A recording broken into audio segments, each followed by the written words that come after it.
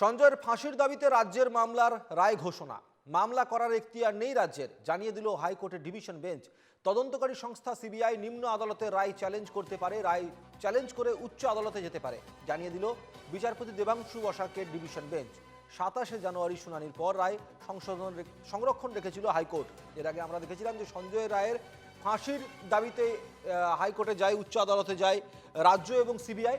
প্রথমে রাজ্যের তরফে আবেদন করা হয় এবং তারপর সিবিআই তরফে আবেদন করা হয় এবং দুটি মামলাই গ্রহণ করা হয় দেবাংশু বসাকের ডিভিশন বেঞ্চের পক্ষ থেকে। পরবর্তী ক্ষেত্রে আজকে যেটা জানিয়ে দেওয়া হলো, রাজ্যের করা মামলার কোনো এখতিয়ার নেই বলে জানিয়ে দেওয়া হলো। অন্যদিকে সিবিআইয়ের মামলা গ্রহণ করা হয়েছে। দেবিকা মজুমদার আমাদের প্রতিনিধি রয়েছেন এই মুহূর্তে আমাদের সঙ্গে। দেবিকা, দেবাংশু বসাকের ডিভিশন বেঞ্চের তরফ থেকে কি জানানো হয়েছে প্রথমে জানবো সেটা। একেবারেই দেখো, আরজিকর খুন এবং ধর্ষণ কাণ্ডে বিচারপতি দেবাংশু বসাকের ডিভিশন বেঞ্চ এদিন জানিয়ে দিল যে এই মামলার ক্ষেত্রে নিম্ন আদালতের রায়কে চ্যালেঞ্জ করে উচ্চ আদালতের দ্বারস্থ হয়ে মামলা দায়েরের কোনো এখতিয়ার রাজ্যের নেই। এবং আমি তোমায় এক্ষেত্রে জানিয়ে রাখি, যখন নিম্ন আদালতের রায় ঘোষণা হয়েছিল অর্থাৎ শিয়ালদহ আদালতে এই ঘটনায় একমাত্র দোষী সাব্যস্ত সঞ্জয় রায়কে আমৃত্যু যাবজ্জীবন কারাদণ্ডের শাস্তি ঘোষণা হয়েছিল, তারপরের দিনই দেখা গেছিল উচ্চ আদালতে সঞ্জয় রায়ের ক্যাপিটাল পানিশমেন্টের দাবিতে উচ্চ আদালতের দ্বারস্থ হয়েছিল রাজ্য। এবং তারপর থেকেই সিবিআই এর তরফে এর বিরোধিতা করা হয়েছিল। তাদের বক্তব্য সাফ ছিল যে যেহেতু তারা এই তদন্ত করেছে, তাই এক্ষেত্রে রাজ্যের কোনো এখতিয়ার নেই এ ধরনের মামলা চ্যালেঞ্জ করে করার। এবং সেক্ষেত্রে তারা পাটনা হাইকোর্টের রায়ের উল্লেখ করেছিল, যেখানে স্পষ্ট করে বলা হয়েছিল কেন্দ্রীয় তদন্তকারী সংস্থাই একমাত্র নিম্ন আদালতের রায়কে চ্যালেঞ্জ করে উচ্চ আদালতে যেতে পারে, যেখানে সেই কেন্দ্রীয় তদন্তকারী সংস্থা সেই মামলার তদন্ত এবং বিচার প্রক্রিয়ার সঙ্গে যুক্ত রয়েছে। এদিন আমরা যে রায়দান হয় সেখানে দেখতে পাই যে সিবিআই এর যে এই যুক্তি তারই গ্রহণযোগ্যতা দিয়েছে বিচারপতি দেবাংশু বসাকের ডিভিশন বেঞ্চ। এবং সিবিআই এর ওই যুক্তিকে গ্রহণযোগ্যতা দিয়ে এদিন রাজ্যের আবেদন খারিজ করেছে ডিভিশন বেঞ্চ। এবং সিবিআই এর যে আবেদন, অর্থাৎ আমি তোমায় এক্ষেত্রে আবারও মনে করিয়ে দিই, রাজ্যেও আবেদন করার পর কিন্তু সিবিআই এর তরফেও একই দাবিতে আবেদন করা হয়েছিল, অর্থাৎ সঞ্জয়ের ক্যাপিটাল পানিশমেন্টের দাবিতে। এবং সেক্ষেত্রে সিবিআই এর তরফে ইতিমধ্যেই একজন পাবলিক প্রসিকিউটর নিয়োগ করা হয়েছে। আইনজীবী অমাজিৎ দেকে পাবলিক প্রসিকিউটর হিসেবে এই মামলায় নিয়োগ করা হয়েছে। এবং সেই বিষয় নিয়েও কিন্তু গত শুনানিতে অর্থাৎ 27শে জানুয়ারি যে শুনানি হয়েছিল সেই শুনানিতে উল্লেখ করেছিলেন সিবিআই এর আইনজীবী। এবং সেই প্রসঙ্গেও তিনি বলেছিলেন যে একই মামলায় দুজন পাবলিক প্রসিকিউটর থাকতে পারে না, যদিও রাজ্যের যুক্তি ছিল যে তারা এই মামলায় স্পেশাল পাবলিক প্রসিকিউটর হিসেবে থাকতে চায়। তবে রাজ্যের সমস্ত যুক্তি খারিজ করে দিয়েছে আদালত। রাজ্যের আবেদন খারিজ হয়ে গেছে এবং রাজ্যের যে আবেদন তা গৃহীত হচ্ছে না, অর্থাৎ রাজ্যের এই মামলা করার কোনো এখতিয়ার নেই। বিচারপতি দেবাংশু বসাকের ডিভিশন বেঞ্চের এমনটাই সাফ বক্তব্য। এই ঘটনার পরিপ্রেক্ষিতে কি বললেন বিজেপি নেতা দিলীপ ঘোষ, সঙ্গে কি বললেন প্রদেশ কংগ্রেস সভাপতি শুভঙ্কর সরকার এবং সিপিএম সাংসদ বিকাশ রঞ্জন ভট্টাচার্য? আমরা কথা বলেছিলাম তাদের সঙ্গে, কি বলেছেন তারা শোনাবো। রাজ্য সরকার এবং তাদের যারা লয়ার আছেন তারা কি জানেন না যে এটা রাজ্যের এখতিয়ারে নাই?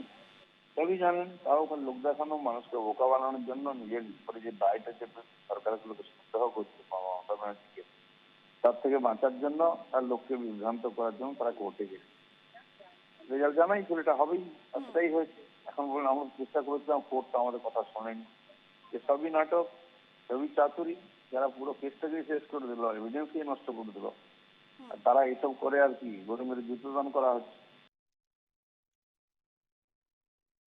এত তাড়াহুড়ো করে আর রায় ঘোষণার প্রয়োজন নেই, বরং ভালো করে দেখে যাতে এটা অতল গভীর জলে না চলে যায়, যাতে সত্যিকারে যে ক্রাইমের উৎসটা কি, সোর্স অফ ক্রাইম কোথায়, সেটা জুডিশিয়ারিতে যারা আছেন, মাননীয় বিচারক মন্ডলী, তারা দেখুন। আমি মনে করি রাজ্য সরকারের পশ্চিম বাংলার বাবা মাদের কনফিডেন্স ফিরিয়ে আনার চেষ্টা সব থেকে গুরুত্বপূর্ণ, যেটা রাজ্য সরকার করছেন। দেখুন, এটা সবাই জানে, সমস্ত আইনের ছাত্র জানে যে যেখানে রাজ্য সরকার প্রসিকিউট করছে না তার আবেদন করার অধিকার নেই। তৎসত্ত্বেও এরা করেছিলেন কেন? মমতা সরকার জানে জনগণের টাকা ওর তো পকেট যাবে না, এবং খানিকটা উত্তেজনা সৃষ্টি করে সস্তা হাততালি পাওয়ার প্রবণতা সব ক্ষেত্রেই। সেই জন্যই ওরা এই আবেদনটা করেছিলেন। ওরাও জানতেন, ওদের আইনজীবীরাও জানতেন, সবাই জানতেন যে আবেদন গ্রাহ্য হবে না, এবং গ্রাহ্য হয়নি। এতে আশ্চর্য হওয়ার কিছু নেই। সিনিয়র চিকিৎসক জুনিয়র চিকিৎসকরা কি বলছেন এই ঘটনার প্রেক্ষিতে আমরা কথা বলেছিলাম চিকিৎসক সুবর্ণ গোস্বামীর সঙ্গে এবং জুনিয়র চিকিৎসক অনিকেত মাহাতোর সঙ্গে। কি বলেছেন তারা শোনাবো। প্রকৃত সত্য যদি তুলে ধরতে হয়, প্রকৃত অপরাধীদের চিহ্নিত করে যদি শাস্তি দিতে হয়, তাহলে হচ্ছে যে এই যে দুই শাসকের সেটিং, কেন্দ্রের সিবিআই কেন্দ্রের শাসকের এবং রাজ্যের শাসকের যে এজেন্সি কলকাতা পুলিশ, এদের দিয়ে নয়, স্বাধীন তদন্তকারী সংস্থা দিয়ে তদন্ত করলে প্রকৃত সত্য বেরিয়ে আসবে।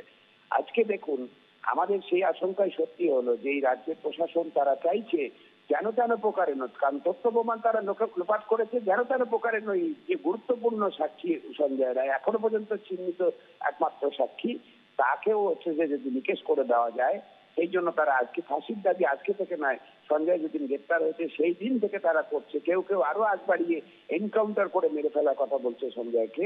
তারাই আজকে আইনি এখতিয়ার ছাড়াই তারা লাফিয়ে চলে গেল হাইকোর্টে। মানে রাজ্য সরকারের দিক থেকে এত তাড়াহুড়ো করার কি প্রয়োজন আছে সঞ্জয়ের ফাঁসির দাবি? আমরা তো পরিষ্কার বক্তব্য আমাদের জুনিয়র ডিফেন্স ফ্রন্টের, সঞ্জয়ের সাথে আর কারা অভিযুক্ত, সেই অভিযুক্তদেরকে অবিলম্বে আইনের আওতায় আনতে হবে, তদন্তের আওতায় এনে কঠোর থেকে কঠোরতর শাস্তি দিতে হবে। তাহলে তদন্ত যদি হতেই হয়, ইনভেস্টিগেশন যদি হতেই হয়, কোনো কাজ যদি হতেই হয়, তাহলে সঞ্জয়ের সাথে আর কারা তথ্য প্রমাণ লোপাটের কথা যে সিবিআই প্রাইমারি চার্জশিটে বলেছিল, সেই প্রাইমারি চার্জশিটের সূত্র ধরে আর কারা ইনভলভ, এই জায়গাটাকে সিবিআই কে এক্সপোজ করতে হবে, তাদেরকে আইনে আনতে হবে, কঠোর থেকে কঠোরতর শাস্তি। পুনর্তদন্ত নিয়ে দ্রুত শুনানির আর্জি খারিজ। আরজিকর মামলার পুনর্তদন্তের দাবি, দ্রুত শুনানির আর্জি নিয়ে সুপ্রিম কোর্টে নির্যাতিতার বাবা মা। দ্রুত শুনানির আর্জি খারিজ করে দিল সুপ্রিম কোর্ট।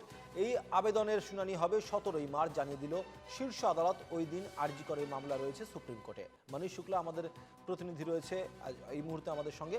মনীশজি, আজকে সুপ্রিম কোর্টের তরফ থেকে কি জানানো হয়েছে? और जो गार्जियन है उनकी तरफ से सुप्रीम कोर्ट में एक अलग से याचिका दायर की गई थी, जिसमें कहा गया था कि इस पूरे मामले की जो इन्वेस्टिगेशन है वो फिर से की जानी चाहिए। फ्रेश इन्वेस्टिगेशन की प्रेयर की गई थी, और इसको लेकर सुप्रीम कोर्ट ने इस याचिका को कैंसिल कर दिया है और खारिज कर दिया है, और कहा है कि जब इस पूरे मामले पर सुप्रीम कोर्ट हर एक पॉइंट को विस्तार से देख रहा है, समझ रहा है बारीकी से, तो फ्रेश इन्वेस्टिगेशन की अभी कोई आवश्यकता इसमें महसूस नहीं हो रही है। और अब इस मामले से जुड़े केस की 17 मार्च को सुनवाई सुप्रीम कोर्ट करेगा। जी ধন্যবাদ। সঙ্গে ছিলেন প্রতিনিধি মনীষ শুক্লা।